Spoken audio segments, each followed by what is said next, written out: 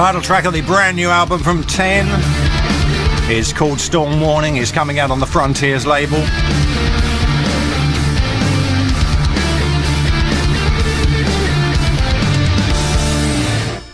And I'm pleased to say it's been a couple of years, but we got him on the line. Would you please welcome Mr. Gary Hughes? Good evening, Mr. Price. How are you doing? I'm doing very well, and your good self? Yeah, fine. No problems. Everything seems to be fine. Just getting over this ridiculous cold that everybody seems to be having here in the UK. But that's sort of behind me now. So here we go. New year with no cold. So that's a good news, anyway. And we greeted each other tonight with some sad news. We did, yeah. Real shock, actually. Gary Moore, wow, yeah. And it's as we were saying, sort of prior to sort of speaking live on air, that when people like Gary die, when something like this happens, you start to sort of look at yourself and think, well, these are guys that have all been around at the same time, and it's kind of a reality check. It's a kind of a very grounding moment, for a second there. So, but we're all getting a little bit older, and but still, I mean, 50 was he 57, 58? 58. Still no age, is it really? So I hate to say that, he's a year older than me.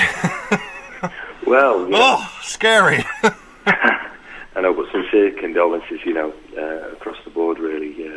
Great guitar player, in fact, unique guitar player. Yeah.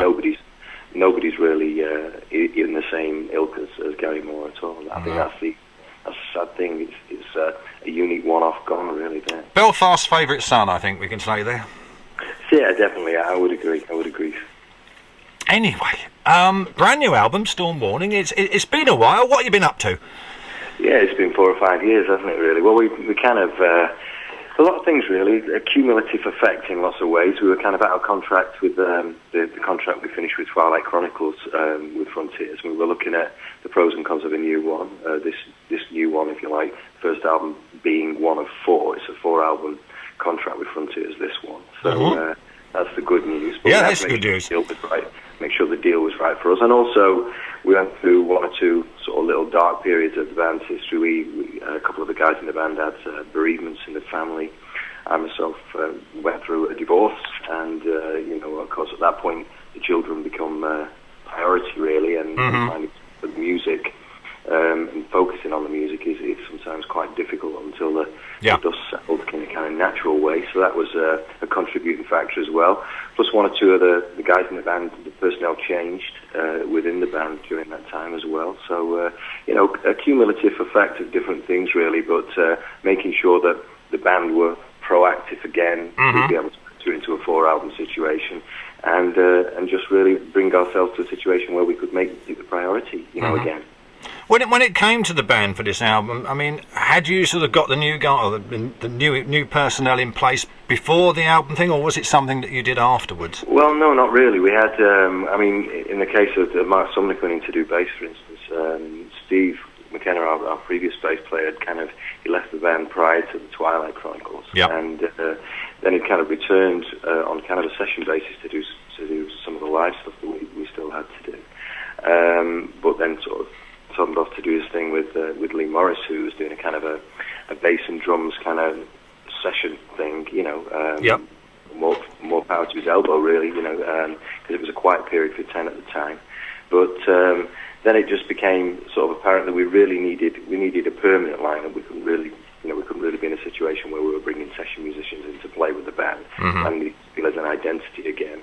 And then there was a few communication problems of actually, when I was sort of beginning the album, I couldn't get hold of Steve, and there was communication breakdown there. And by the time we finally did hook up, we kind of tendered it out to Mark, because we were heading towards sort of a time limit on these things. So that was that situation.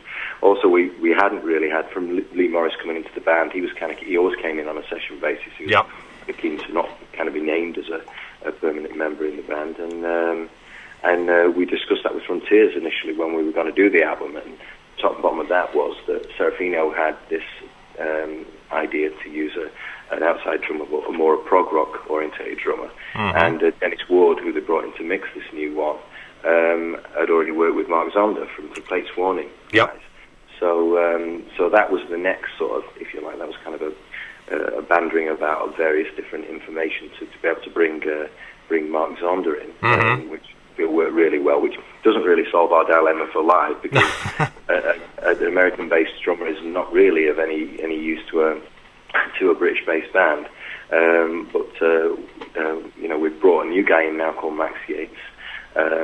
He's a really hard hitter, which is what we need, especially with a lot of the tracks in 10 tracks really ground into the bass. They really sort of root in the bedrock of things. So that's good. And he seems to be working out very well in rehearsal.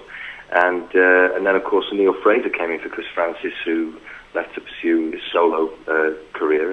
And he got married in that sort of interim period. So John Halliwell and myself went to his wedding. That's everything still very amicable on that front. But sometimes the focus in people's lives just shifts to other things, and you can totally get that, in a lot of cases. So and then Neil Fraser came in, who doesn't really have to have a great sort of background in rock as far as album releases and things are concerned, but a fabulous sort of technique and a great technical ability, sort of the whole thing meshed together to and he's really added his own voice to this new album as well, as the guitar's concerned. So we're kind of happy. We've got a situation where it's a solid lineup. The adrenaline's back in there. Feels kind of a bit like an injection of new blood. And I mean, in fact, Max is at 25 years old. He's by far the youngest. Oh God! Another child. That's right. I think we're going to have to. The older guys, myself included, going to have to start hitting the monkey gland injection to keep ourselves there. But yeah, this is the way it came about, and everybody seems to be very hungry again for it. That was part of the problem. When you're a band like 10, you've been in we've been going since '94, and it's hard sometimes to get that motivational level back up again. And the nice thing about this is that the hunger is there again. The drive is there, the proactivity. That's good to hear. So we go forward. Yeah. Now you mentioned the fact Dennis Ward, he mixed this album. Was that something that you had sort of control of, or was that something suggested by Frontiers? I asked that because obviously Dennis does a lot of Frontiers work. Yeah, no, I'll be quite honest with you that Dennis was initially Frontier's suggestion. We were bandering about one or two ideas of different sort of mix engineers to bring him in. Always worked kind of well for 10, especially in the early days. Obviously, the first 3 albums we brought Mike Stone in at the mix stage, and then we used Ray McKenna for the Spellbound album, Tommy Newton for the Far Beyond the World one, and it always worked well. But a lot of the time, with regard to budgets, obviously music in recession and all around the world meant that the luxury, if you like, of bringing a mix engineer in at the end wasn't always possible. So recent years we kind of got into the habit of, because that was the situation, of mixing our own albums really, as much out of necessity as anything else. But this time the deal is different, you see, because normally 10 would make the albums and license them, say, to Europe and Japan, and make the albums with kind of accumulative advances that would come from those territories. This time Frontiers were very keen to kind of own the project for the world, and what's happened this time is that they've literally financed the project from the recording to the mixing to the mastering down to the artwork. And it's, although we get our own choice of material, it's our material at the end of the day, it's their baby. So it works two ways. One, it means that we get this longevity of this four album arrangement, but also they probably put a little bit more behind it than they normally would do, knowing that they're kind of getting behind something they own. So, it's a less of a gamble for them. So, we could afford Dennis this time. It was their choice. I liked, pretty much everything he'd done anyway, with his own Cream 69 stuff and other things. And I think it's fair to say he knows his stuff. Yeah, I think he's definitely got his thumb on the right buttons, hasn't he, really? But, I mean, even in fairness to his own professionalism, I mean, this is a perfect situation for us, really, because I would be the first to admit, if you like, that by the time you've spent 6 months recording an album, you're far too close to the material to be able to mix it from an objective standpoint. You need a fresh pair of ears. And the nice thing about this was to hand it over. And in fairness to Dennis, even Dennis said when he was mixing this one, he got about halfway through the mix of this album, and he said, "Look, I'll be honest with you. Normally I mix and I would master at the end, and I don't even think that I can be fully objective in the mastering, because it's kind of another science, the mastering." Right. And so this time he had professionalism to be able to pass that over to a gentleman called Jürgen at Hoff Studios in Berlin, and this chap mixed it, again with fresh ears. So it's worked all the way along the way, all the way down the line, really, and seems to, we're really happy, solid with the way the album came out. I must admit, I've been in the studio once with a band that I was working with, and they were in when the mix was going on, and it took about 15 minutes before we decided to kick them out.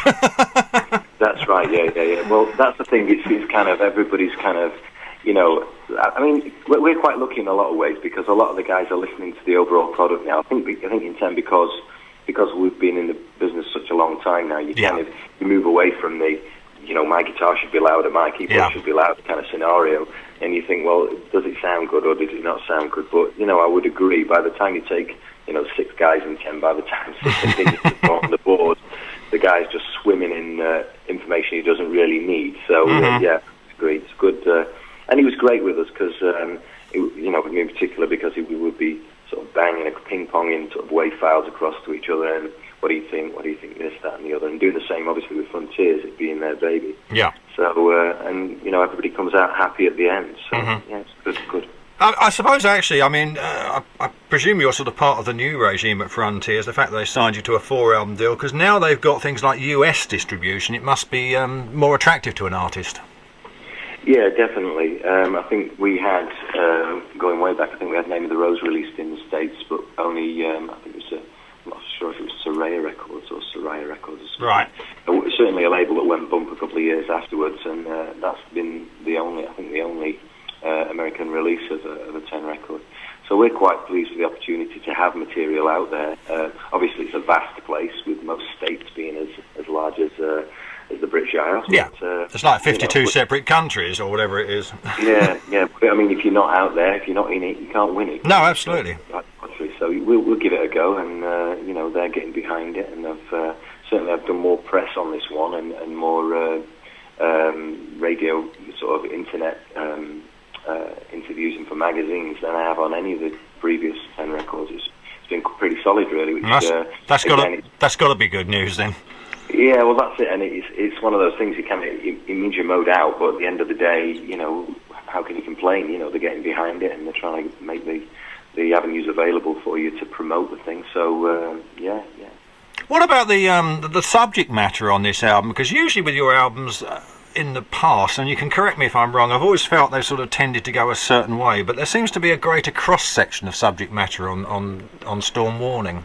Oh, thanks. That's very kind of you. Yeah, I think most of the tracks on this album have they've literally been from the personal experiences in my own life or in the lives of those around me, type of thing, and various different sort of objective standpoints on life in general. Really, universal subject matter that hopefully everybody can associate with. Steer clear a little bit of the epic kind of legends type of thing this time around, but moved in slightly different circles for the lyrics. But yeah, I mean, when we began this album, we began literally with 23 tracks. So to whittle it down to 10 for the final, well, for Eurovision, obviously, though to justify the cost of their pressings. But we started with 23, ended up with 10 for the record, and so it kind of means that we've kind of got another album waiting, if you like, all ready to go. Rather like it's not dissimilar to when I did when I began, if you like, the 10 album Name of the Rose before bringing Vinny in and bringing Greg in. Those were originally going to be solo records, and they were going to be they were essentially recorded in one block of time, and then divided. Obviously, history shows that they've been divided, and they came out as the first 2 10 records. But literally, I think 9 or 10 months apart. It was very quick, the second release after the first, to kind of capitalise, if you like, on the ground made by the first. But and we're kind of in that situation again. So I know that the fans have kind of waited 4 years now for another album, but don't be surprised if they don't have to wait too much longer for a follow-up, because we don't intend to be off the scene for quite as long as we have been. Perfect news indeed. Yeah. Right, shall we play another track from the album? We shall indeed. What would you like to play? What should we play? Well, I think we'll go with the one I asked you about before we came on air. We're going to play Centre of the Universe. Fabulous.